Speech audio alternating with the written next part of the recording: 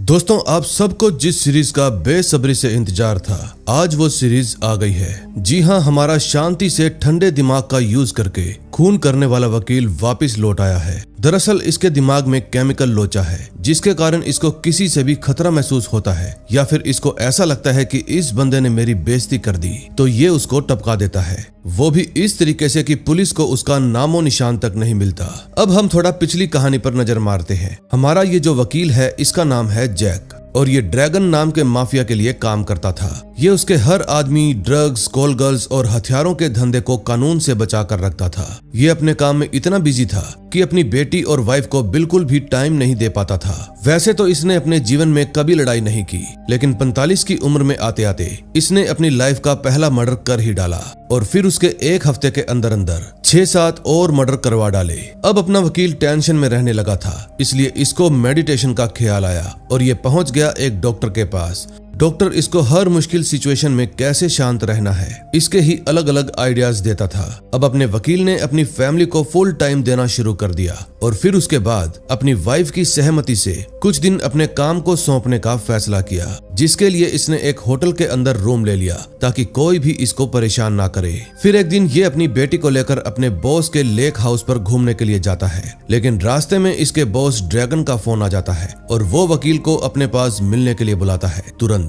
Dragon कहता है कि मैंने अपने दुश्मन के राइट हैंड को मार डाला और अब पुलिस मेरे पीछे पड़ी है, मुझे इस शहर से बाहर निकलना है। फिर वकील उसको अपनी कार की डिग्गी में छुपाकर लेक हाउस पर ले जाता है, लेकिन वहां जाकर वो अपनी बेटी के साथ इतना बिजी हो जाता है कि अपने ही बॉस को डिग्गी से निकालना भूल जाता है। अब एक तरफ तो जैक अपनी बेटी के साथ ठंडे ठंडे पानी में एंजॉय कर रहा था, और दूसरी तरफ ड्रैगन कड़कती धूप में कार के अंदर उबल रहा था, जिसके कारण कुछ ही घंटों में उसकी जान चली जाती है। अब वकील सोचता है जान तो चली ही गई, टेंशन काय को लेनी, कल देखेंगे इसका क्या करना है। फिर अगले दिन जब जैक वापस जाने लगता है तो उसकी बेटी पूछती है, पापा कार के अंदर बदबू कैसी आ रही है? जैक बताता है, बेटा कार के अंदर चूहा मर गया है, मैं बाद में साफ कर लूंगा। फिर वो अपनी बेटी को घर पर छोड़ने के लिए जाता है, और जब वहां से वापस जाने लगता है तो ड्रैगन के 2 खास आदमी आकर उससे पूछते हैं कि ड्रैगन कहां पर है। जैक कहता है कि वो अंडरग्राउंड हो गया है और उसके बारे में बताने की इजाजत तो मुझे भी नहीं है, लेकिन उसके ऑर्डर तुम्हें टाइम टू टाइम मिलते रहेंगे।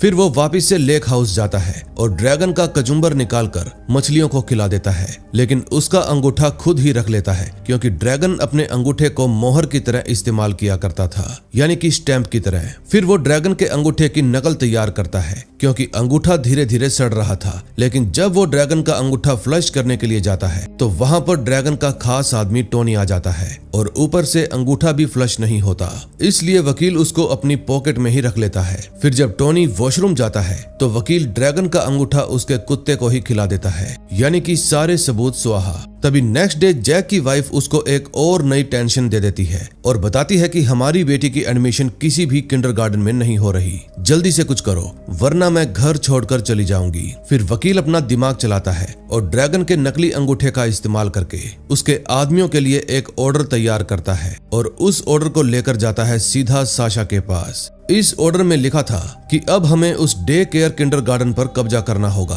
ताकि हम दुनिया को दिखा सकें कि हम अच्छा काम भी करते हैं। वकील कहता है शायद बॉस के दिमाग में कुछ चल रहा होगा, ऑर्डर दिया है तो मानना ही पड़ेगा। फिर वकील साशा को साथ लेकर किंडरगार्टन में पहुंच जाता है। साशा कहता है, मुझे बच्चों से बहुत प्यार है, अगर तुम ड्रैगन को कहो कि मैं यहाँ का हेड बनना चाहता हूँ तो शायद वो तुम्हारी बात मान ले। जैक कहता है, ड्रैगन भी तो यही चाहता है, मैं तुम्हें बताना भूल गया था। फिर वो दोनों अंदर जाकर उस जगह के तीनों पार्टनर्स को धमकाते हैं और ड्रैगन के पैसों में से इस जगह की 1.5 गुना कीमत देकर इस किंडरगार्टन को खरीद लेते हैं। फिर बाहर आकर वकील अपनी वाइफ को खुशखबरी देता है कि हमारी बेटी को किसी किंडरगार्टन में एडमिशन नहीं मिल रही थी ना, तो लो हमने यहाँ का सबसे बेस्ट किंडरगार्टन ही खरीद लिया। लेकिन तभी वहाँ पर बोरिस यानी कि ईगल के गुंडे आकर इन दोनों को किडनैप कर लेते हैं और बोरिस के सामने पेश करते हैं। दरअसल ड्रैगन और बोरिस पहले दोनों एक दूसरे के दोस्त हुआ करते थे, लेकिन धीरे धीरे ये दोनों एक दूसरे के तगड़े वाले दुश्मन बन गए। बोरिस वकील से पूछता है कि ड्रैगन कहाँ पर छुपा है, मुझे उससे मिलना है। वकील कहता है जल्दी ही मिलवा दूंगा।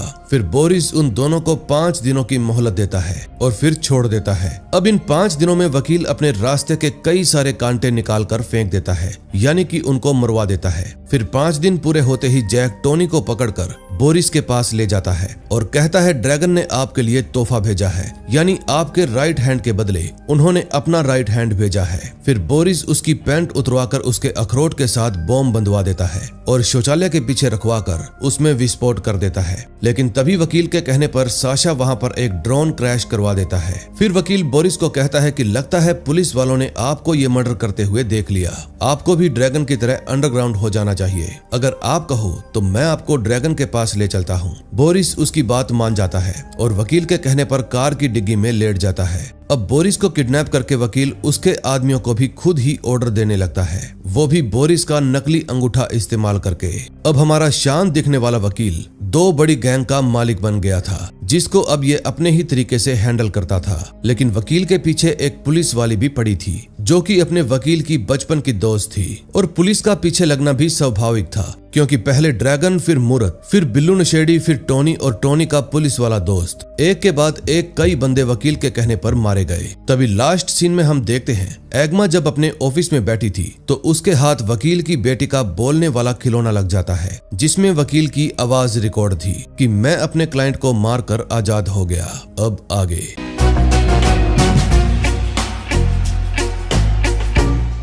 फर्स्ट एपिसोड की शुरुआत वहीं से होती है जहां पर लास्ट सीजन खत्म हुआ था, यानी कि पुलिस वाली एग्मा के हाथ जैक की बेटी का खिलौना लग जाता है, जिसके अंदर वकील की आवाज रिकॉर्ड थी कि मैं अपने क्लाइंट को खत्म करके आजाद हो गया।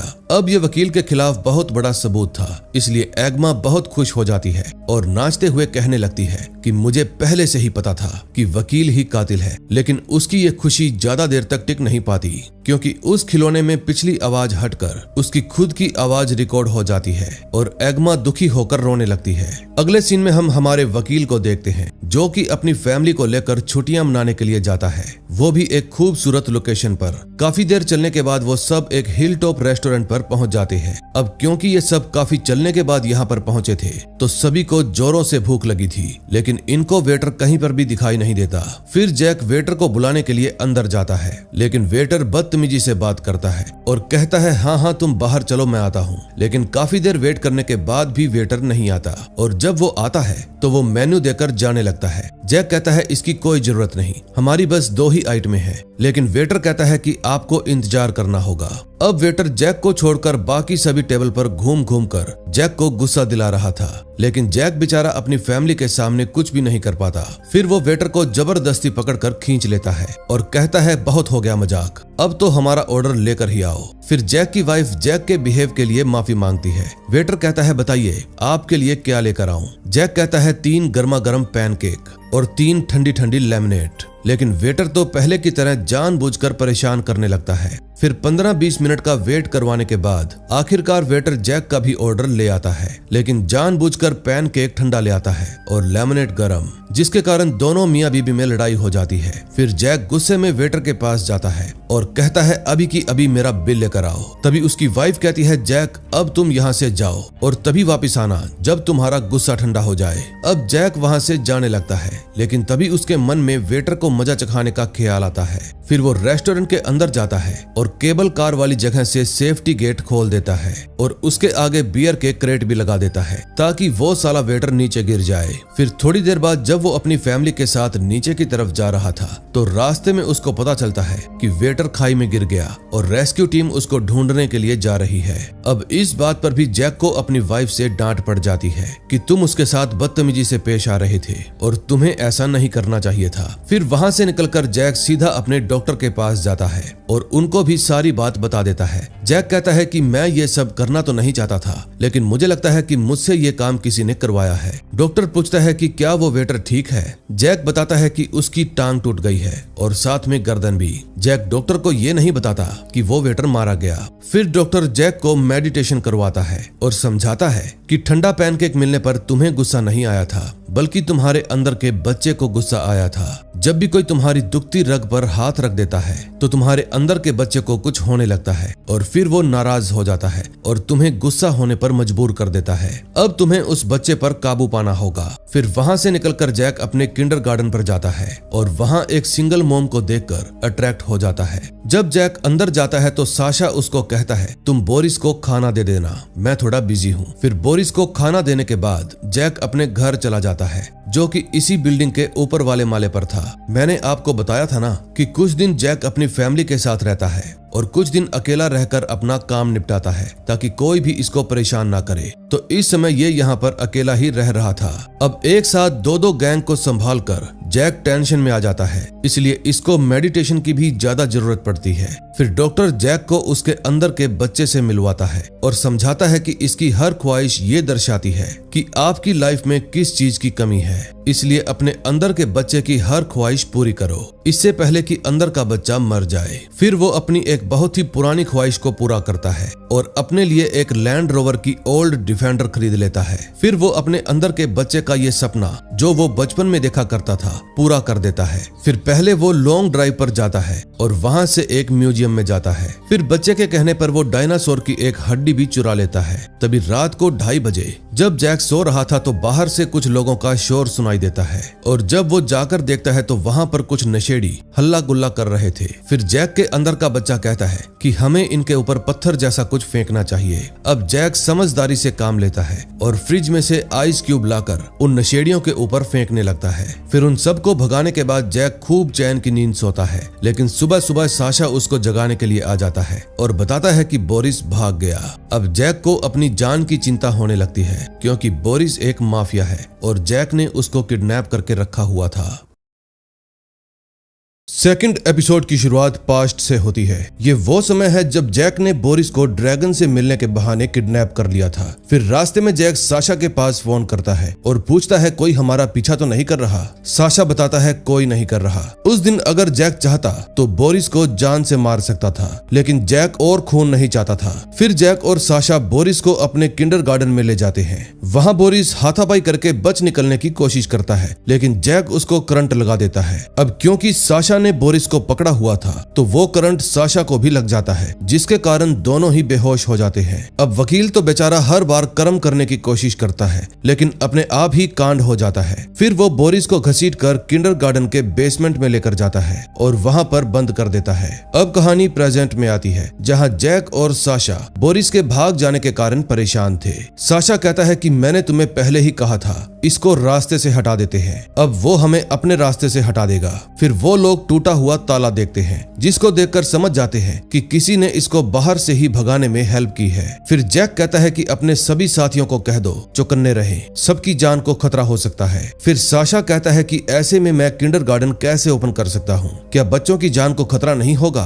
फिर वो दोनों किंडरगार्टन बंद करने का बहाना ढूंढते हैं और अपने ही दरवाजे का शीशा तोड़कर चोरों की तरह अंदर घुस जाते हैं। फिर ऑफिस में जाकर साशा थोड़ा बहुत सामान इधर उधर बिखेर देता है और जैक पेरेंट्स वाले ग्रुप में मैसेज कर देता है कि किंडरगार्टन में चोरी हुई है, इसलिए कुछ दिनों तक किंडरगार्टन बंद रहेगा। तभी जैक के अंदर का छोटा चेतन कहता है इतनी सी तोड़फोड़ काफी नहीं होगी और करो, इसलिए जैक वहां पर काफी सारा सामान बिखेर देता है। तभी कुछ देर बाद उसके पास उसकी वाइफ का फोन आता है और वो कहती है कि आज मेरी एक जरूरी मीटिंग है, क्या एमिली को तुम संभाल लोगे। जैक बहाने बनाने की कोशिश करता है, लेकिन उसकी वाइफ उसकी एक भी नहीं सुनती और कहती है थोड़ी देर तक मैं उसको तुम्हारे पास छोड़ जाऊंगी। इतने में एग्मा भी वहां पर आ जाती है। उसको देखकर जैक जल्दी से नीचे जाता है ताकि बाहर से ही उसको भगा दे, लेकिन वो तो बाल की खाल निकालने के लिए आई थी। फिर अंदर जाकर छानबीन करने के बाद वो कहती है कि मुझे तो ये नशेड़ियों का काम लगता है जो थोड़े बहुत पैसे के लालच में यहाँ पर आ गए होंगे। तभी जैक के अंदर का छोटा चेतन कहता है इसको कहो हर रात कुछ नशेड़ी लड़के हमें बाहर परेशान करते हैं। अब जैक बिल्कुल ऐसा ही करता है और सारा इल्जाम उन लड़कों पर लगाने लगता है, लेकिन एग्मा कहती है बिना सबूत मैं किसी से भी पूछताछ नहीं कर सकती और वैसे भी तुम्हारा कोई नुकसान नहीं हुआ है, इसलिए कल से तुम डे केयर खोल सकते हो। फिर एग्मा के जाने के बाद जैक और साशा नीचे जाते हैं और थोड़ा बहुत सामान जो बिखरा हुआ था जचाने लगते हैं। तभी जैक को वहां पर बोरिस मिल जाता है। उसको देखकर साशा अपनी गन निकाल लेता है। जैक कहता है भाई तू डे केयर चलाता है, गन क्यों रखता है। साशा कहता है तू भूल गया क्या, मैं प्रोफेशनल हूँ। फिर वो दोनों चेक करते हैं और पता चलता है कि किसी ने इसको नींद की डिप लगाकर इसके अंदर सुला दिया है, लेकिन टेंशन की बात तो ये थी कि ऐसा कौन कर सकता है। फिर वो बोरिस को वापस उसके कमरे के अंदर लिटा देते हैं और बेड़ियों से अच्छे से जकड़ देते हैं ताकि ये दोबारा से ना भाग पाए। तभी इनके घर की बेल बजती है और जब वो दोनों बाहर जाकर देखते हैं तो वहां उनको एक लेटर पड़ा हुआ मिलता है। फिर अंदर जाकर जब वे दोनों लेटर पढ़ते हैं तो उसमें लिखा हुआ था कि तुम्हारे पास अपने मेहमान को मारने के लिए पूरे 7 दिन हैं। शुक्रवार सुबह 7 बजे तक बोरिस का कटा हुआ सिर प्लेग्राउंड की दीवार पर लटका होना चाहिए, वरना तुम और तुम्हारे दोस्तों की क्राइम वाली तस्वीरें पुलिस के पास पहुंच जाएंगी। लेटर पढ़ने के बाद साशा कहता है, अब हमारी सच में लग गई,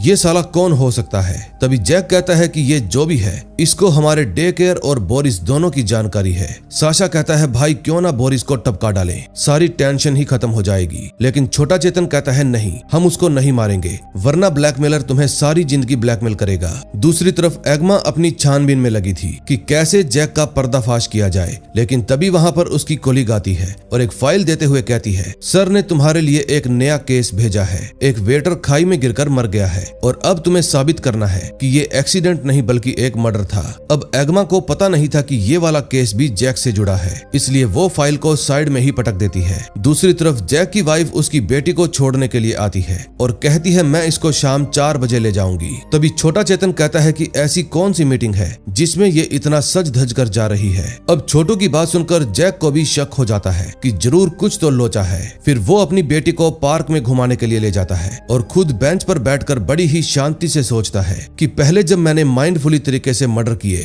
तो मुझे पता था कि मेरा दुश्मन कौन है, लेकिन अब तो मुझे मेरे नए दुश्मन के बारे में कुछ भी नहीं पता और ऊपर से मैंने ये भी तय कर लिया है कि मैं अब और मर्डर नहीं करूंगा। तभी वहां पर साशा भी आ जाता है और बताता है कि मैंने डे केयर के सभी पेरेंट्स की फाइलें चेक की है और मुझे उनमें से ये 3 डॉक्टर्स मिले हैं जिनको वो बेहोशी की दवा इजीली मिल सकती है। तभी वहां पर रात वाले बदमाश लड़के भी आ जाते हैं और शोर होने के कारण जैक की बेटी कहती है, पापा चलो यहाँ से चलते हैं। फिर शाम को 4 बजते ही उसकी वाइफ अपनी बेटी को लेने के लिए आ जाती है और अपने साथ ले जाती है। उनके जाने के बाद जैक बोरिस के पास जाता है जो कि अभी तक बेहोश पड़ा था। साशा उसको उठाने की कोशिश करता है लेकिन वो उठता ही नहीं। फिर साशा उसको उठाने के लिए कुछ बदबूदार ढूंढने के लिए चला जाता है, लेकिन जैक बोरिस को बड़े ही ध्यान से देखने लगता है और सोचता है कि अब तक तो इसको हमारा दोस्त बन जाना चाहिए था क्योंकि हमने इसको जान से नहीं मारा।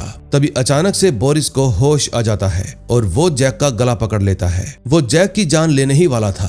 तभी वहां पर साशा आ जाता है और बोरिस के अखरोट दबाकर जैक को बचा लेता है। फिर जैक कहता है, बोरिस तुम्हें ये सब करने की बिल्कुल भी जरूरत नहीं है, तुम बस मुझे ये बताओ कि कौन तुम्हें बेहोश करके यहाँ से बाहर ले गया था। बोरिस कहता है, मुझे नहीं पता, कल कोई मेरे चेहरे पर लाइट मार रहा था और पिछले हफ्ते भी, और साथ में फुद्दू सी सीटी भी बजा रहा था। जैक कहता है, फिर क्या हुआ? फिर बोरिस कहता है, मैंने उसको धमकी दे डाली कि अगर तुमने ये फुद्दू सी सीटी बजाई तो मैं तुम्हारे होंठ काट दूंगा। फिर वो वहां से चला गया और उसके थोड़ी देर बाद तुम खाना लेकर आ गए। मुझे तो लगता है कि ये तुम्हारा ही काम है। फिर जैक पूछता है, कल तुम्हारे साथ क्या हुआ था? बोरिस बताता है कि जब कल उसने मेरे चेहरे पर लाइट मारी तो मैं दरवाजे के पास गया ताकि उस साले को पकड़ सकूं और उसके बाद मैं अब उठा हूं, मुझे कुछ नहीं पता मेरे साथ क्या हुआ। फिर जैक साशा को वो धमकी वाला खत दिखाने को कहता है जिसमें बोरिस का सर काटने की बात लिखी हुई थी। बोरिस कहता है, सालों तुम लोगों में इतनी हिम्मत कहां कि मेरा कुछ काट सको। वकील कहता है, हिम्मत की बात मत करो, मैंने तो वो काम किए हैं जो तुम सोच भी नहीं सकते।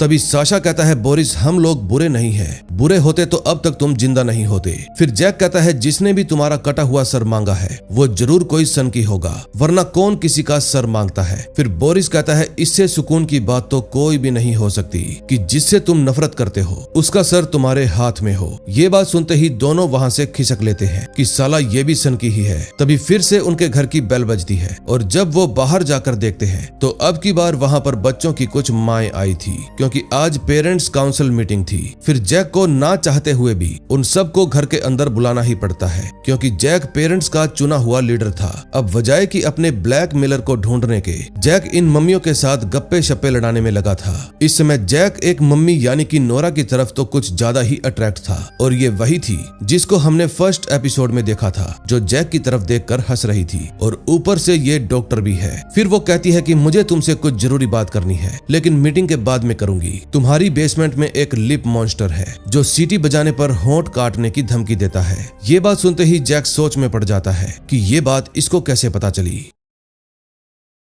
थर्ड एपिसोड में हम देखते हैं जैक के घर पर जब सभी लेडीज आपस में बातें कर रही थी तो जैक का दिमाग सिर्फ एक ही सवाल का जवाब ढूंढने में लगा था कि आखिर लोरा को उसके बेसमेंट के बारे में कैसे पता चला। फिर कुछ देर तक उन सभी औरतों की बकबक सुनने के बाद जैक आज की मीटिंग खत्म कर देता है और कहता है हमने आज जिस जिस टॉपिक पर भी बात की है उसके बारे में अब परसों बात करेंगे। फिर सभी लेडीज वहाँ से चली जाती है लेकिन लोरा रुक जाती है ताकि साफ सफाई करवाने में जैक का हाथ बटा सके। फिर जैक उससे पूछता है कि तुमने जो मुझे लिप मॉन्स्टर की बात सुनाई वो तुमने कहां से सुनी। लोरा कहती है मेरे बेटे से, वो एक हफ्ते से मुझे ये सब बता रहा है लेकिन मुझे इन सब बातों पर बिल्कुल भी विश्वास नहीं। अब एक तरफ लोरा थी जो लिप मॉन्स्टर की बात कर रही थी और दूसरी तरफ हमारा वकील जो लोरा के लिप से लिप चिपकाने के चक्कर में था। फिर वकील कहता है क्यों ना एक एक जाम हो जाए। फिर जब वकील अपने फ्रिज में से वाइन निकालता है तो छोटा चेतन आकर कहता है तुम इसकी लेना चाहते हो ना। फिर जैक अपने अंदर के छोटू को समझाता है कि ऐसा कुछ नहीं है और लोरा के साथ ड्रिंक करने के लिए बैठ जाता है। ड्रिंक करते समय दोनों काफी सारी बातें करते हैं। फिर लोरा अपने भाई के किसी केस में जैक की हेल्प मांगती है और उसका पर्सनल नंबर भी ले लेती है।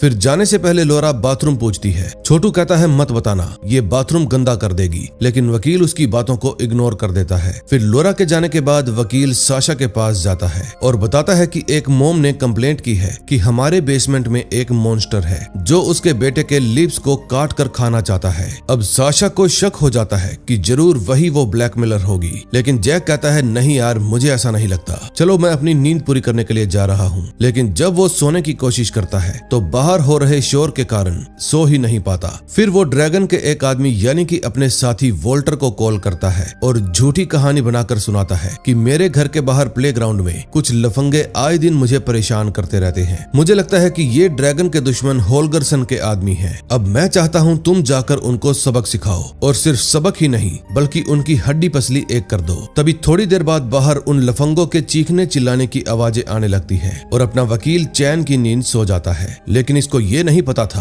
कि ऐसा करके इसने बहुत बड़ी मुसीबत मोल ले ली और अपनी आने वाली कई रातों की नींद हराम कर ली। तभी सुबह सुबह इसके घर की बेल बजती है और जब ये दरवाजा खोल कर देखता है तो बाहर इसकी वाइफ आई थी। इसकी वाइफ कहती है कि मुझे जोर से लगी है, क्या मैं तुम्हारा वॉशरूम यूज कर सकती हूँ। जैक कहता है क्यों नहीं, लेकिन जब वो बाथरूम में जाती है तो गुस्से में बाहर आती है और पूछती है वो सब किस डायन ने लिखा। फिर जब वो लिपस्टिक लगा हुआ गिलास देखती है तो और भी ज्यादा गुस्सा हो जाती है और वहाँ से चली जाती है। फिर जैक बाथरूम में जाकर देखता है जहाँ शीशे पर लिखा हुआ था thanks for the lovely evening. इसको छोटे चेतन ने समझाया भी था कि लोरा को वॉशरूम यूज मत करने दो, गंदा कर देगी, लेकिन वकील नहीं माना और इस फालतू से मैसेज के चक्कर में अपना नुकसान करवा लिया। इतने में जैक के पास वोल्टर का फोन आता है और वो इमरजेंसी जैक को अपने पास बुलाता है। दरअसल वकील ने जो झूठी कहानी सुनाई थी वो सच निकली और होलगरसन का कोई आदमी सच में जैक के घर के पास घूम रहा था। फिर वोल्टर बताता है कि इन दोनों के सभी साथी चरसी लफंगे थे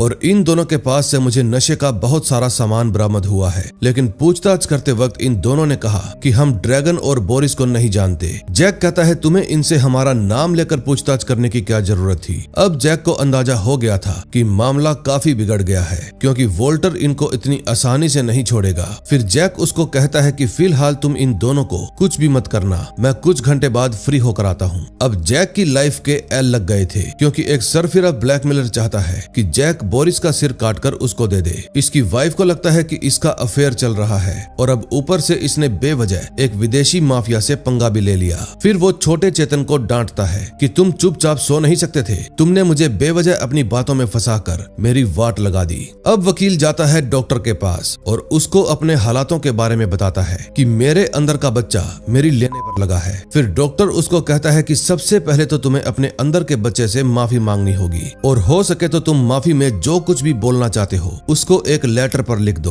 ताकि तुम जितनी बार भी उस लेटर को पढ़ो तुम्हारे अंदर का बच्चा भी उस लेटर को पढ़े। फिर घर जाकर वकील एक लंबी चौड़ी लेटर लिख देता है ताकि अपने अंदर के लल्लू बच्चे को शांत कर सके। अगले सीन में हम एग्मा को देखते हैं जो कि डे केयर के सामने वाले पार्क में छानबीन करने के लिए आती है। दरअसल रात को जो यहाँ गुंडों की पिटाई हुई थी उसकी तो कोई बात नहीं थी, लेकिन उन गुंडों में से 2 लड़के गायब थे, ये बात बड़ी थी। फिर एक पुलिस वाला उसको बताता है कि किसी ने इन सब को बुरी तरह से पीटा है और इन 8 लड़कों में से 2 को किडनैप करके अपने साथ ही ले गया। फिर एग्मा सीधा वकील के पास पहुंच जाती है और पूछती है कि कल रात तुम्हारी खिड़की के सामने 8 लड़कों पर हमला हुआ था, पीटने वाले ने 6 को पीटकर यहीं पर छोड़ दिया और 2 को अगवा कर ले गया। क्या ये इत्तेफाक है? क्योंकि पिछले 6 महीने में तुमने 18 बार पुलिस को कॉल करके इन लड़कों की शिकायत दर्ज करवाई थी। मुझे तो तुम पर ही शक हो रहा है। जैक कहता है अगर मैं ये सब कर पाता तो एक बार भी पुलिस को कॉल नहीं करता। मुझे उन लड़कों से शिकायत नहीं है बल्कि पुलिस वालों से है जिन्होंने 18 बार में से एक बार भी एक्शन नहीं लिया। अब तुम यहाँ पर बार बार आना बंद करो और जाकर उन गुंडों को पकड़ो। इतने में वहाँ पर साशा भी आ जाता है और एग्मा चली जाती है। फिर जैक साशा को रात वाली पूरी स्टोरी बताता है कि मैंने होलगरसन माफिया की झूठी कहानी बताकर पार्क में शोर कर रहे उन लड़कों को पिटवा दिया और कमाल की बात तो ये निकली कि उनमें से 2 लड़के सच में उस माफिया के लिए काम करते थे जो कि अब वॉल्टर के कब्जे में है। भाई मुझे क्या पता था मेरी फालतू सी कहानी सच हो जाएगी। तभी साशा बताता है कि मैंने पूछताछ करके पता लगाया है कि लोरा का बेटा मैक्स 1 हफ्ते पहले घंटों तक हमारे बेसमेंट में घूमता रहा और उसने बोरिस को देख लिया। जरूर उसने इस बारे में अपनी माँ को भी बताया होगा, लेकिन तभी उसके पास लोरा के भाई कर्ट का फोन आता है जो कि अब जैक का नया क्लाइंट था। वो जैक से बड़ी बदतमीजी से बात कर रहा था जो कि जैक को काफी अजीब लगता है। अगले सीन में हम देखते हैं एग्मा जब अपने ऑफिस में बैठी सैंडविच खा रही थी तो उसकी नजर वेटर वाली फाइल पर पड़ती है जिसको जैक ने खाई में गिरा दिया था। पहले तो वो इंटरेस्ट नहीं लेती, लेकिन जब उसकी नजर वकील के नाम पर पड़ती है तो उसके दिमाग के अंदर का सोया हुआ डिटेक्टिव जाग जाता है। फिर वो वहाँ की रिकॉर्डेड सीसीटीवी फुटेज चेक करती है और खुश हो जाती है कि अब तो मैं वकील को फंसा कर ही रहूंगी। बेचारी भोली डिटेक्टिव। 4th एपिसोड में हम देखते हैं वॉल्टर अपने 2 दोस्तों ओला और पेपे के साथ मिलकर माफिया के दोनों आदमियों को खूब नशा देता है। इतना नशा कि दोनों बेहोश हो जाते हैं। अब ये लोग ऐसा क्यों कर रहे थे, अब वकील ने इनसे ऐसा क्यों करवाया, ये जानने के लिए थोड़ा पीछे चलते हैं। आज सुबह जैक मेडिटेशन कर रहा था और साथ में सोच रहा था कि मैक्स ने बोरिस के बारे में अपनी माँ के अलावा किस किस को बताया होगा, कौन है जो हमें ब्लैकमेल कर रहा है। तभी बाहर से कार के हॉर्न की आवाज आती है और जैक हॉर्न की आवाज सुनते ही बाहर चला जाता है क्योंकि वहाँ पर लोरा का भाई कर्ट आया था जो कि बहुत ही डिस्गस्टिंग था। फिर कर्ट जैक को लंच के लिए लेकर जाता है। वहाँ जैक उससे उसकी कंपनी के बारे में पूछता है। कर्ट बताता है कि मेरी इलेक्ट्रिक स्कूटर की कंपनी है, हम ऐप के जरिए स्कूटर किराए पर देते हैं। सीधा सीधा कहूँ तो हम पर्यावरण का भला करते हैं। फिर जैक उसको कहता है कि इलेक्ट्रिक स्कूटर से पर्यावरण का भला कैसे होता है जबकि वो खुद प्लास्टिक से बना है और उसके अंदर खतरनाक बैटरी है और ऊपर से ये सब बनते भी फैक्ट्री में है जो पर्यावरण का ख्याल तो बिल्कुल भी नहीं रखती। और फिर जब आपके कस्टमर उन स्कूटर को इधर उधर खड़ा कर जाते हैं तो आपके डीजल वाले ट्रक उन सभी स्कूटर को इकट्ठा करते हैं। फिर आप ही बताइए कैसे हुआ पर्यावरण का भला।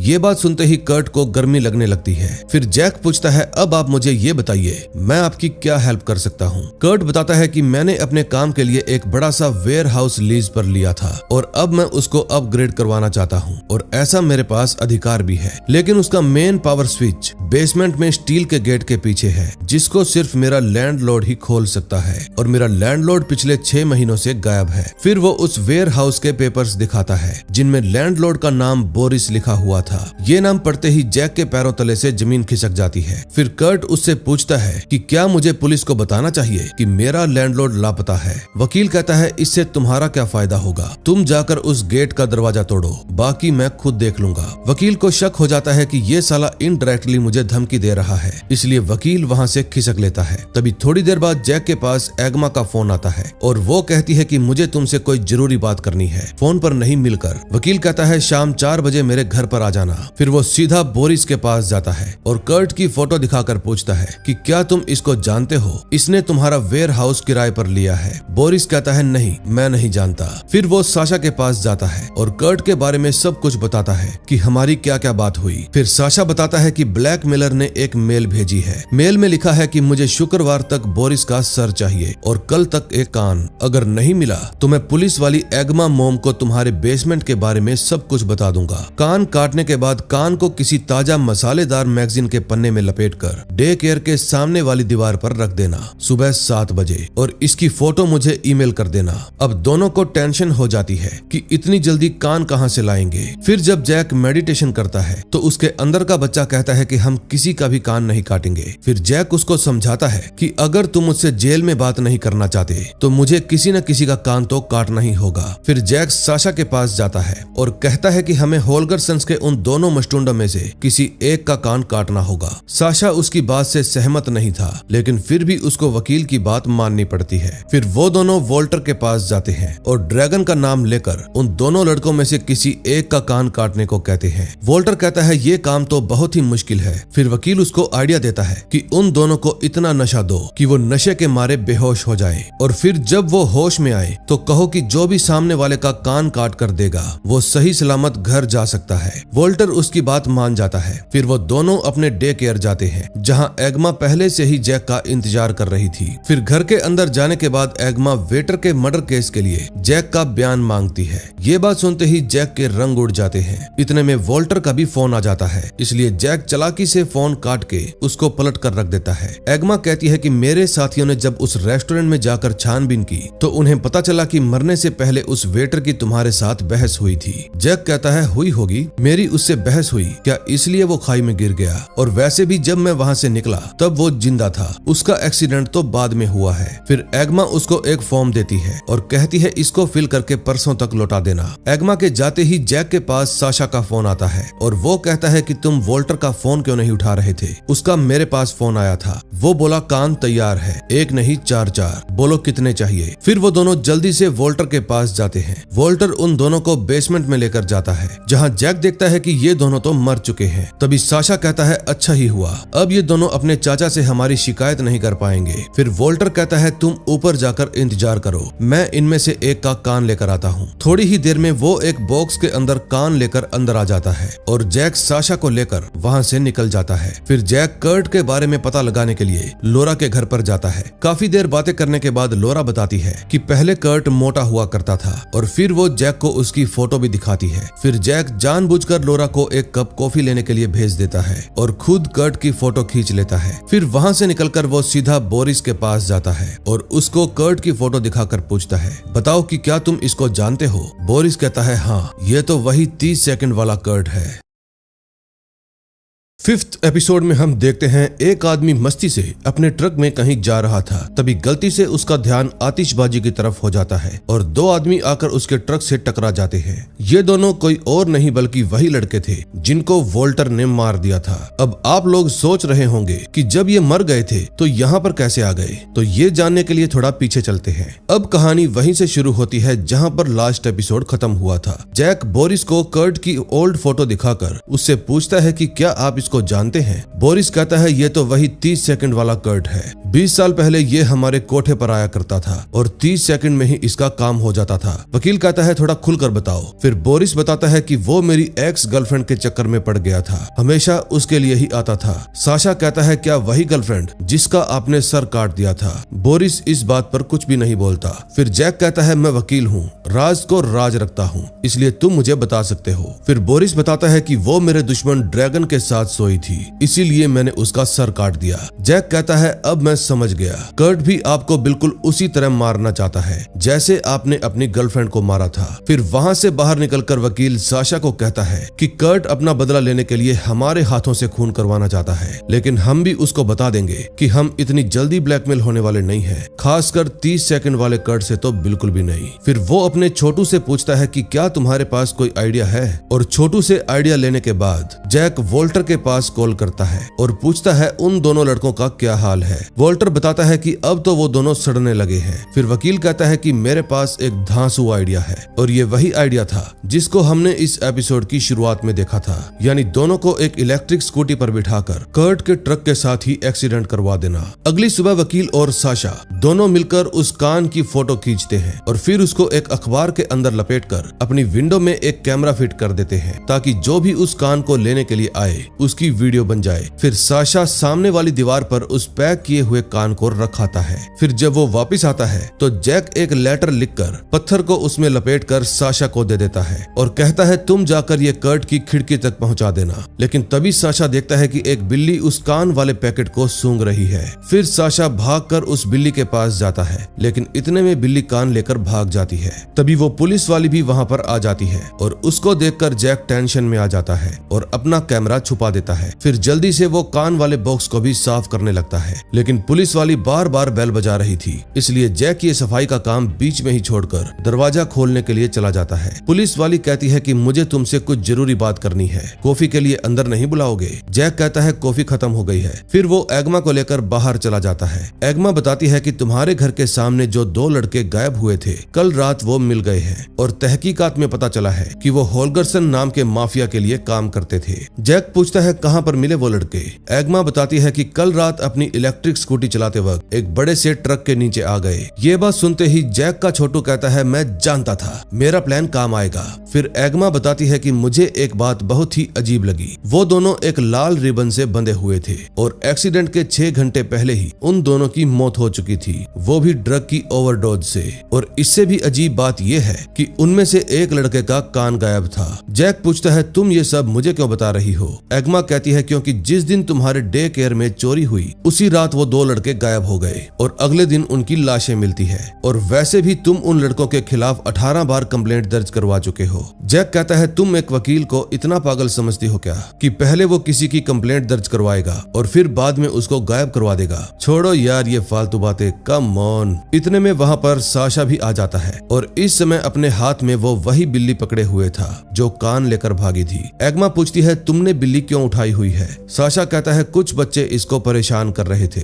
इसीलिए मैंने इसको उठा लिया। फिर वो बिल्ली को नीचे उतार देता है और भगा देता है। इतने में वहाँ पर एक बच्चे की मदर आ जाती है और एग्मा चली जाती है। फिर क्लाउडिया को भगाने के बाद वो दोनों भी डे केयर वापस चले जाते हैं। अब अपना वकील बेचारा इस सोच में डूबा था कि लोग तो वीकेंड पर ये सोच रहे होंगे कि कहां पर घूमने जाएं, और मैं इस टेंशन में हूं कि बोरिस को मारना है या नहीं। फिर जब वो जॉगिंग करने के लिए घर से बाहर निकलता है तो वहां उसको 30 सेकंड वाला कर्ट मिल जाता है जो कि घबराया हुआ था। वो जैक से कहता है कि मुझे तुम्हारी हेल्प चाहिए। जैक के लिए कर्ट पड़ोसी के बच्चे जैसा था जिसको 10 मिनट से ज्यादा बर्दाश्त नहीं किया जा सकता। तभी कर्ट बताता है कि कल मेरे ट्रक के नीचे 2 आदमी आ गए और उनकी जान चली गई, और ऊपर से किसी ने मेरे वेयर हाउस की खिड़की में ये लेटर भी फेंक कर मारा जिसमें लिखा था कि चुराई हुई इज्जत का बदला नहीं लिया जाता। जैक कहता है मैं क्रिमिनल लॉयर हूँ, इसमें तुम्हारी कोई हेल्प नहीं कर सकता। कर्ट कहता है वो दोनों किसी बड़े माफिया के आदमी थे, अब वो मुझसे जरूर बदला लेगा। क्या तुम किसी ऐसे आदमी को नहीं जानते जो पैसे लेकर इस मैटर को सोल्व करवा दे? जैक कहता है ठीक है, मैं देखता हूँ तुम्हारे लिए क्या कर सकता हूँ। फिर कर्ट कहता है कि मैं भी तुम्हारा एहसान का बदला तुम्हारे राज को राज रख कर चुकाऊंगा। फिर उसके जाने के बाद जैक उसकी बोतल को प्लास्टिक में लपेटकर अपनी कार में रख लेता है। अब जरूर ये वकील इस बोतल का इस्तेमाल करके कोई बड़ा कांड करने वाला था। फिर वहां से निकलकर जैक पार्क में जॉगिंग करने के लिए जाता है। भागते भागते उसको डॉक्टर दिखाई देता है जो कि कहता है कि तुम ज्यादा देर तक अपनी मुश्किलों से भाग नहीं सकते, एक ना एक दिन वो तुम्हें दबोच लेंगी। फिर थोड़ा और आगे जाने पर जैक को कर्ट दिखाई देता है जो कि कहता है कि तुम बोरिस को मार क्यों नहीं देते, पता नहीं क्यों इतने नखरे कर रहे हो। फिर उसके जाने के बाद जैक को वो मरे हुए लड़के दिखाई देते हैं जो कि जैक के पीछे पड़ जाते हैं और कहते हैं हमारा क्या कसूर था साले, हमें क्यों मरवाया। तभी अचानक से उसके सामने पुलिस वाली आ जाती है और पूछती है उस वेटर की मौत कैसे हुई। फिर जैक उसको भी चकमा देकर आगे बढ़ जाता है और वहां पर उसको अपनी वाइफ दिखाई देती है जो कि पूछती है कि मेरे होते हुए तुमने किसी और के साथ अफेयर क्यों किया। फिर उसके जाने के बाद बोरिस आ जाता है और पूछता है ओए वकील, तू साले मेरे साथ करना क्या चाहता है, क्यों मुझे बेसमेंट में बंद करके रखा है? वकील कहता है पता नहीं। फिर बोरिस कहता है कभी ना कभी तो तुझे मुझे मारना ही पड़ेगा, वरना मैं तुझे मार दूंगा। फिर तालाब के किनारे खड़ा होकर जैक सोचने लगता है कि मेरी इन सभी मुश्किलों में से सबसे बड़ी मुश्किल है बोरिस और कर्ट। अगर ये दोनों मर जाए तो मेरी टेंशन दूर हो जाएगी। तभी पीछे से छोटा चेतन कहता है बोरिस को मत मारना, कितना क्यूट है वो। जैक कहता है उसके बारे में तो ऐसा सोचना भी मत, बहुत खतरनाक अपराधी है वो। फिर छोटा चेतन कहता है क्यों ना कुछ ऐसा करो कि बोरिस और कर्ट एक दूसरे की जान ले ले। जैक कहता है ये आइडिया तो बहुत ही अच्छा है, इसके बारे में सोचना पड़ेगा। अगले सीन में हम देखते हैं एग्मा जैक की वाइफ से पूछताछ करने के लिए जाती है और पूछती है कि जब तुम लोग घूमने के लिए गए थे तो उस वेटर की जैक के साथ बहस क्यों हुई थी। जैक की वाइफ कहती है तुम्हें क्या लगता है उसको खाई में धक्का जैक ने दिया है। इतने में जैक भी वहां पर आ जाता है और एग्मा खिसक लेती है। फिर जैक कहता है अब ये तुम्हें भी परेशान करने के लिए आ गई, मुझे भी कब से परेशान कर रही है। तभी हम देखते हैं कि एग्मा जब अपने बच्चे को लेकर वहां से जाने लगती है तो उसकी नजर बिल्ली पर पड़ती है जो कि वो कटा हुआ कान खा रही थी और एग्मा उसको देख लेती है। अब नेक्स्ट एपिसोड में देखेंगे क्या भसड़ मचती है।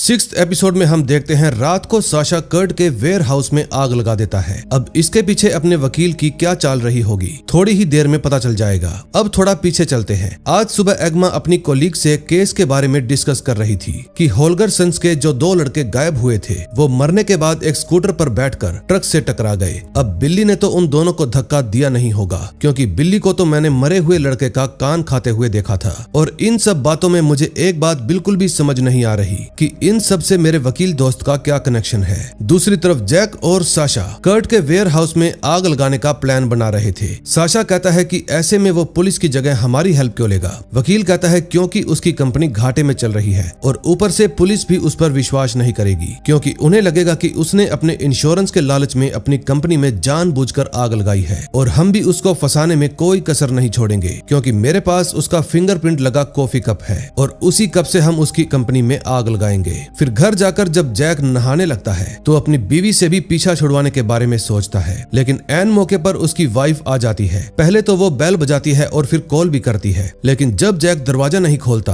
तो उसकी वाइफ अपने पास रखी हुई चाबी से दरवाजा खोलकर अंदर आ जाती है। फिर वो जैक को आवाज लगाती है। जैक कहता है तुम लिविंग रूम में बैठो, मैं अभी नहा कर आता हूँ। फिर उसकी वाइफ इधर उधर सामान देखने लगती है और उसकी नजर उस लेटर पर पड़ती है जो उसने अपने अंदर के बच्चे के लिए लिखा था। फिर वो उस लेटर को पढ़ने लगती है जिसमें लिखा था कि मुझे माफ कर दो, मैं उसे ही समझ नहीं पाया जिसके साथ बरसों से रह रहा हूँ। मैंने तुम्हारे साथ जाति की है और अब मैं तुम्हें आजाद करना चाहता हूँ। उम्मीद है तुम्हें भी इस आजादी में खुशी मिलेगी। ये लेटर पढ़कर जैक की वाइफ इमोशनल हो जाती है और जैक के आने पर उसको कहती है कि तुमने पहले कभी भी मेरे लिए इतना प्यारा खत नहीं लिखा, और फिर उसको गले से लगा लेती है। जैक भी येड़ा बनकर पेड़ा खा लेता है और अपनी वाइफ को नहीं बताता कि ये लेटर मैंने तुम्हारे लिए नहीं लिखा। फिर उसकी वाइफ इमोशनल होकर उसको बता देती है कि मेरा पिछले 3 महीने से अफेयर चल रहा है। ये बात सुनकर जैक को गुस्सा तो बहुत आता है, लेकिन वो बेचारा अपनी वाइफ को कहता है कोई बात नहीं। फिर वो मन ही मन सोचता है कि मैं तो वैसे भी तुमसे पीछा छुड़वाने के बारे में ही सोच रहा था, अब खुद ही पीछा छूट रहा है तो मुझे गुस्सा क्यों करना।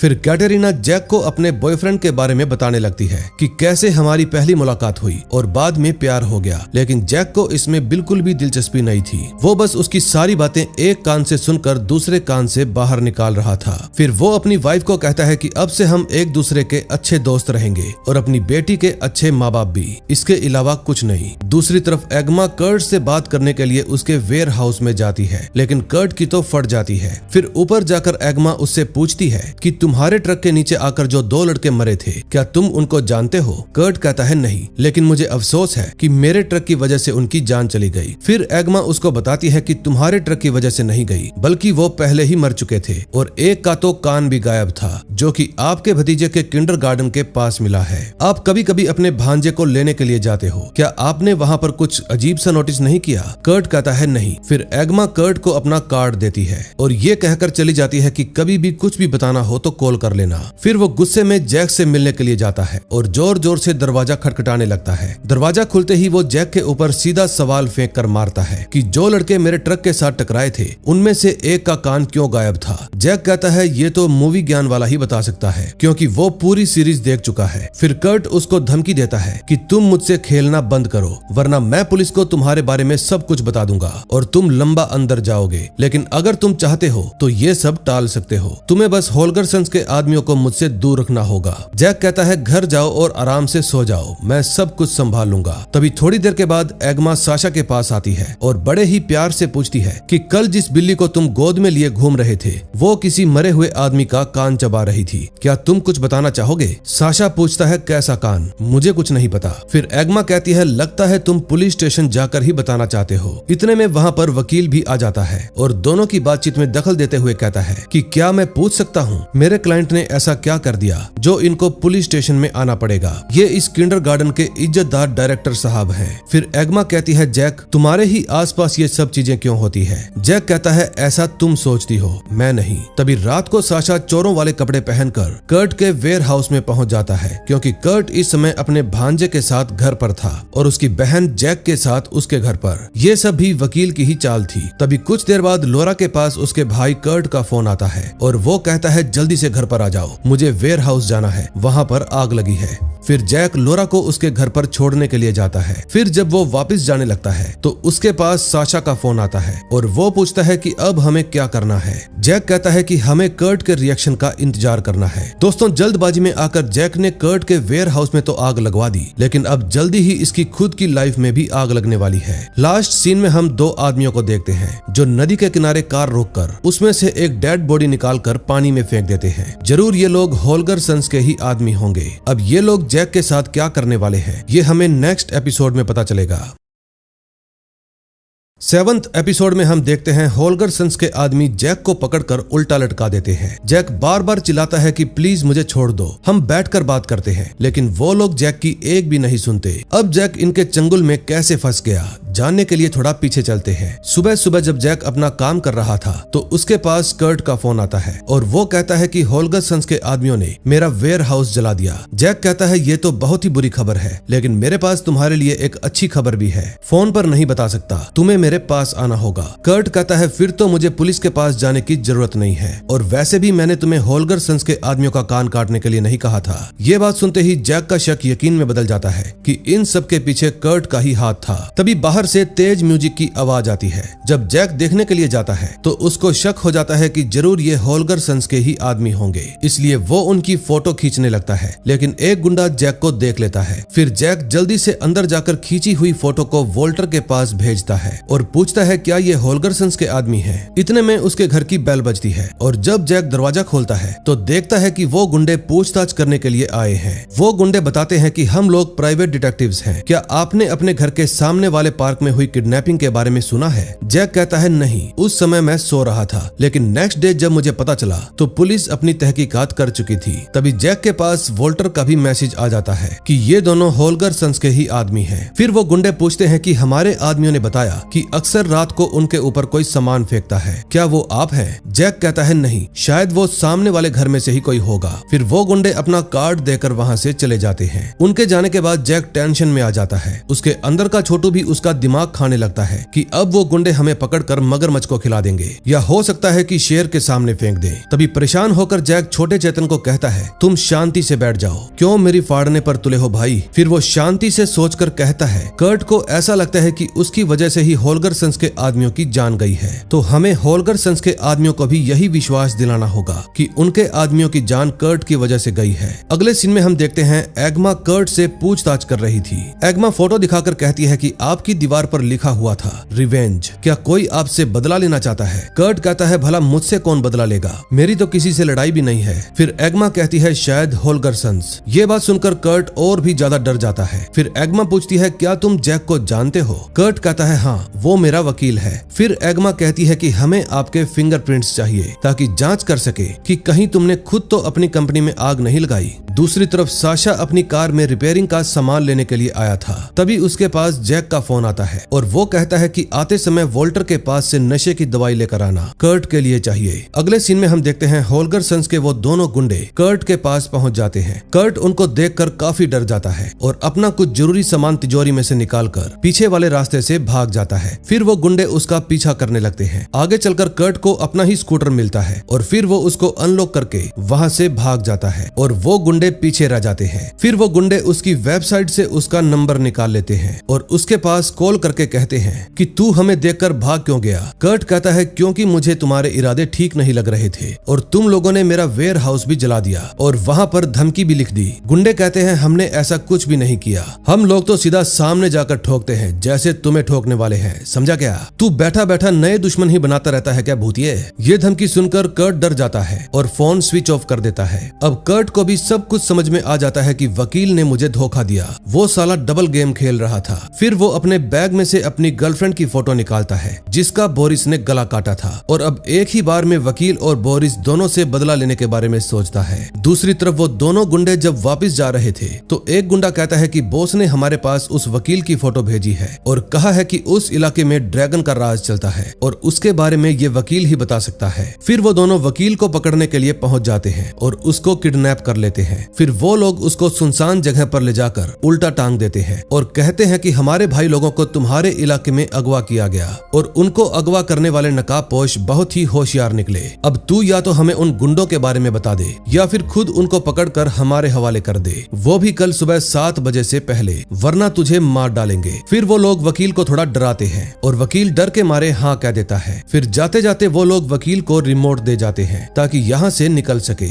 इतने में कर्ट भी किंडरगार्टन पहुंच जाता है और वहीं पर एक झूले के अंदर छुप जाता है ताकि जब वकील यहाँ पर आए तो वो उसका काम तमाम कर सके। अगले सीन में हम देखते हैं एग्मा की कोलीग उसके पास आती है और बताती है कि हमें वेयर हाउस में से कुछ परखच्चों में से फिंगरप्रिंट्स के निशान मिले हैं जो कि खुद कर्ट के हैं और हमें पता चला है कि उसके ऊपर कर्जा भी है, लेकिन इंश्योरेंस से जो रकम मिलेगी वो कर्ज से कई गुना ज्यादा है। लेकिन एग्मा कहती है मैं तब तक ये केस बंद नहीं करूंगी जब तक मुझे ये पता नहीं चल जाता कि वो दोनों गुंडे मरने के बाद स्कूटी चलाकर खुद ट्रक में कैसे जा टकराए और उस कटे हुए कान का क्या माजरा है, और हाँ मेरा वकील दोस्त इन सब से कैसे जुड़ा हुआ है। दूसरी तरफ जैक जब वापस आ रहा था तो वो साशा के पास फोन करके उसको भी सारी बात बता देता है कि मुझे होल्गर सन्स के आदमियों ने उठा लिया था। साशा पूछता है सब कुछ ठीक तो है ना, और वैसे भी मीटिंग का टाइम हो गया है और सभी पेरेंट्स आने वाले हैं। इस समय कर्ट भी छुपकर बेसब्री से जैक का ही इंतजार कर रहा था ताकि उससे बदला ले सके। फिर जैसे ही जैक वहाँ पर आता है कर्ट बेसब्र हो जाता है, लेकिन तभी उसकी नजर अपनी बहन पर पड़ती है, इसलिए वो शांत होकर वहीं पर बैठ जाता है। तभी कुछ ही देर में साशा मीटिंग शुरू कर देता है और एन मौके पर जैक भी वहाँ पर आकर बैठ जाता है। फिर करीब 1 घंटे के बाद जब मीटिंग खत्म हो जाती है तो सभी पेरेंट्स अपने अपने घर लौट जाते हैं। फिर साशा जैक को वो नशे की दवा भी दे देता है और कहता है बेस्ट ऑफ लक। इस समय कर्ट बाहर छुपकर मीटिंग खत्म होने का इंतजार कर रहा था। फिर जैसे ही सब लोग वहाँ से चले जाते हैं तो कर्ट जैक के घर में घुस जाता है।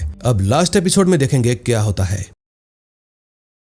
लास्ट एपिसोड में हम देखते हैं साशा अपने बेसमेंट में चैन वगैरह बांधकर एक ट्रैप तैयार कर रहा था, ऐसा ट्रैप जिसमें 2 लोगों को बांधा जा सके। अब ये किसके लिए था थोड़ी ही देर में पता चल जाएगा। अब कहानी वहीं से शुरू होती है जहां पर खत्म हुई थी। कर्ट जैक से मिलने के लिए उसके घर पर आता है। जैक उसको घर के अंदर बुलाता है और पूछता है किस काम से आए हो। फिर कर्ट पूछता है कि तुमने अपने बेसमेंट में बोरिस को क्यों कैद कर रखा है। जैक कहता है पुराना हिसाब किताब बाकी था। फिर कर्ट पूछता है तो तुम उसको मार क्यों नहीं देते। फिर जैक कहता है कि मैं तुम्हारी दोनों मुसीबतों के बारे में ही सोच रहा था। पहली मुसीबत बोरिस, इसको तो मैं जल्दी ही मरवा दूंगा, लेकिन तुम्हारी दूसरी मुसीबत होल्गर सन्स, उसका समझ में नहीं आ रहा क्या करना है। कर्ट कहता है मुझे नहीं लगता कि उसका मुझसे कोई लेना देना भी है। जैक कहता है तुम्हारे लगने ना लगने से क्या होता है। होल्गर सन्स अगर एक बार किसी को मरवाने के बारे में सोच ले तो उसको मरवा ही देता है। अब मेरा कहा मानो तो तुम इन सब चीजों से दूर चले जाओ जहां ना तुम्हें बोरिस के आदमियों से खतरा हो और ना ही होल्गर सन्स से। ये बात सुनकर कर्ट हंसने लगता है और पूछता है कि वहां मेरा गुजारा कैसे होगा। जैक कहता है कि मैं तुम्हें इतने पैसे दूंगा कि तुम गुजारा करने के अलावा खर्च करते करते थक जाओगे। कर्ट उसकी बात मान जाता है। फिर जैक उसको एक पेपर देता है और कहता है तुम इस पावर ऑफ अटर्नी पर साइन कर दो ताकि मैं तुम्हारे बिजनेस को संभालते हुए पुलिस वालों को उसकी जांच करने से रोक सकूं। तब तक तुम आराम से फ्रांस पहुंच जाओगे। कर्ट मान जाता है और साइन कर देता है। फिर जैक कहता है इस खुशी में एक एग्जाम तो बनता ही है, लेकिन कर्ट कहता है कि मुझे तो स्ट्रॉन्ग कॉफी चाहिए, हो सकता है पूरी रात जागना पड़े। फिर जैक कॉफी बनाने के लिए चला जाता है और कर्ट वाली कॉफी के अंदर नींद की दवा मिला देता है। इस दौरान कर्ट अपनी गन निकाल के जैक को मारने का पूरा प्लान बना लेता है। फिर जैसे ही जैक वहां पर आता है और पीने के लिए कॉफी देता है तो कर्ट कॉफी पीने से मना कर देता है क्योंकि उसको शक हो गया था कि जरूर इसमें कुछ मिलाया हुआ है। फिर वो जैक से अपना साइन किया हुआ पेपर भी वापस ले लेता है और उसको फाड़ देता है। कर्ट कहता है कि इसकी कोई जरूरत नहीं क्योंकि मुझे लगता है कि तुम मेरी हेल्प करने के बजाय मेरी मारने वाले हो। और फिर वो अचानक से जैक के ऊपर गन तान देता है। कर्ट कहता है कि एक बार पहले भी तुम मेरे भरोसे की धज्जियां उड़ा चुके हो, अब मैं दोबारा तुम पर विश्वास नहीं करूंगा। होल्गर सन्स के आदमियों से मुझे पता चला है कि उन्होंने तो मेरे वेयर हाउस में आग ही नहीं लगाई, अगर वो नहीं थे तो और कौन था। फिर वो अपने बैग में से एक बड़ा सा चाकू निकालता है और कहता है अब हम बेसमेंट में जाएंगे। फिर वो बंदूक की नोक पर जैक को बेसमेंट में लेकर जाता है। जब जैक बेसमेंट में जाकर बोरिस वाला गेट खोलता है तो बोरिस समझ जाता है कि आज इन्होंने मेरे हाथ नहीं बांधे, जरूर कुछ तो गड़बड़ है। फिर जब वो कर्ट को देखता है तो पूछता है ये 30 सेकंड वाला कर्ट मेरे बेसमेंट में क्या कर रहा है। इतने में साशा को भी पता चल जाता है कि बेसमेंट में कोई गया है, इसलिए वो चुपचाप दबे पांव बेसमेंट में देखने के लिए चला जाता है। तभी कर्ट जैक की तरफ चाकू फेंकता है और कहता है उठा इसे और काट दे इसका गला, वरना मैं तुझे ठोक दूंगा। तभी साशा को भी पता चल जाता है कि यहाँ पर क्या भसड़ मची है, इसलिए वो चुपके से बैलेंस उठाता है और धीरे धीरे अंदर जाने लगता है। लेकिन जब बोरिस की नजर साशा पर पड़ती है तो कर्ट समझ जाता है कि जरूर कोई आया है, इसलिए वो अलर्ट हो जाता है और साशा को दूर रहने के लिए कहता है। फिर वो उन सबको डराने के लिए हवा में गोली चलाता है, लेकिन बाकियों से ज्यादा तो वो खुद ही डरा हुआ था। अब बोरिस जो कि एक माफिया है, वो एक पल में भांप लेता है कि ये साला सिर्फ डरा रहा है, कुछ भी करने का दम इसमें नहीं है। इसलिए वो कर्ट को उकसाने लगता है और कहता है जिस लड़की से तू प्यार करता था, मेरे कहने पर उसने तुझसे लाखों रुपए लूट लिए और तू सोच रहा है कि वो तुझसे प्यार करती थी। तेरी पीठ पीछे हम सब तेरा मजाक उड़ाते थे क्योंकि 30 सेकंड के लिए तू लाखों रुपए उड़ा देता था। तुझे देखकर तो लगता है कि किसी ने तेरे ऊपर मूत दिया है। फिर जब बोरिस उसके हाथ से गन छीनता है तो इलेक्ट्रिसिटी बोर्ड पर गोली चल जाती है और पूरे बेसमेंट की लाइट चली जाती है। अब बेसमेंट में चारों के बीच में हाथापाई होने लगती है, कुछ नहीं पता चलता कौन किसको मार रहा है। फिर वकील अपने फोन की टॉर्च ऑन करता है और देखता है कि मैंने गलती से साशा को ही लपेट दिया है। फिर जैसे ही बेसमेंट में थोड़ी सी रोशनी होती है, बोरिस बचकर भागने की कोशिश करता है, लेकिन एक पाइप से टकराकर बेहोश हो जाता है। फिर जैक जल्दी से अंदर जाता है और साशा को कहता है भाई गलती से हो गया, अब जल्दी से उस रशियन पहलवान को अंदर लाने में मेरी हेल्प कर। फिर दोनों को बंद करने के बाद साशा बेसमेंट में चैन वगैरह सेट करने लगता है और दूसरी तरफ वकील कर्ट के फाड़े हुए डॉक्यूमेंट को वापस से जोड़ता है और उसकी फोटो खींचकर उसको ग्राफ की तरह इस्तेमाल करता है और एक नए पेपर पर कर्ट के साइन कर देता है। फिर वो दोनों वापस से बेसमेंट में पहुंच जाते हैं और चैन के दोनों सिरों पर बोरिस और कर्ट को बांध देते हैं। फिर जैक कर्ट को कहता है कि तुम्हारी वजह से हमारी रातों की नींद हराम हो गई है और बोरिस का भी अब हम ख्याल नहीं रख सकते, कभी न कभी तो इसको आजाद करना ही था, वरना ये हमें आजाद कर देता। फिर साशा उन दोनों के बीच में रखी टेबल पर चाकू रख देता है और कहता है तुम दोनों अपना आपसी मसला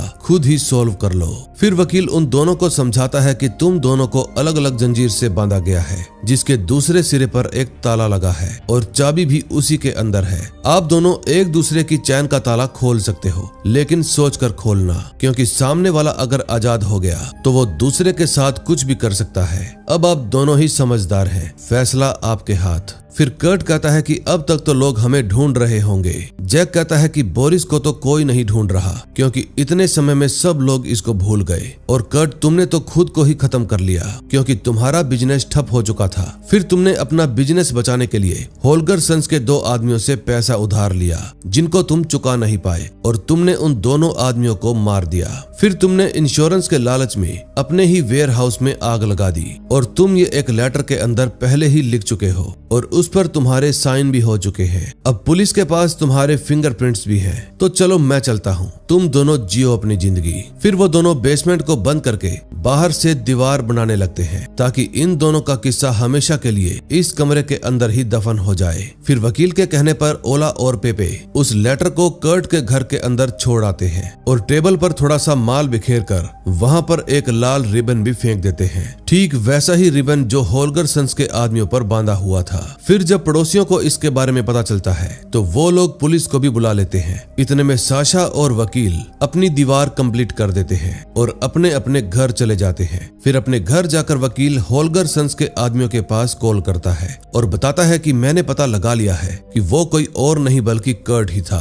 अब तुम खुद ही ढूंढ लेना वो कहाँ पर छुपा है। दोस्तों, वकील ने अब ऐसी चाल चली थी जिसके कारण उसकी सारी मुश्किलें एक ही झटके में हल हो गई। तभी उसके घर की बेल बजती है और जब वो दरवाजा खोलता है तो देखता है बाहर फ्लोरा आई है। फ्लोरा कहती है कर्ट के घर से सू नोट मिला है, लेकिन वो कभी भी ऐसा काम नहीं कर सकता, क्योंकि जब भी वो कोई गड़बड़ करता है तो इसी तरह छुप जाता है। अभी वो दूर कहीं किसी बीच पर नकली दाढ़ी मूंछ लगाकर अपने अगले बेहुदा बिजनेस आइडिया के बारे में सोच रहा होगा। फिर वो बताती है कि कल मेरे बेटे मैक्स के पापा का कॉल आया था। वो मैक्स की पूरी जिम्मेदारी उठाना चाहते हैं और साथ में मेरी भी। अब मुझे भी हमेशा के लिए यहाँ से जाना होगा। प्लीज मुझे भूल जाना, लेकिन मैं तुम्हें नहीं भूल पाऊंगी। लास्ट सीन में हम देखते हैं नेक्स्ट डे जब जैक अपने किंडरगार्टन में जाता है तो वहाँ उसकी मुलाकात एग्मा से होती है, जो कि उदास लग रही थी। फिर जब जैक उसकी उदासी का कारण पूछता है तो वो बताती है कि रात को मेरे पास मेरे कुलीग का फोन आया था। उन्होंने मुझे बताया कि कर्ट के घर से पुख्ता सबूत मिले हैं कि होल्गर सन्स के आदमियों की मौत के पीछे उसका ही हाथ था, लेकिन वो कटा हुआ कान तुम्हारे किंडरगार्टन के सामने क्या कर रहा था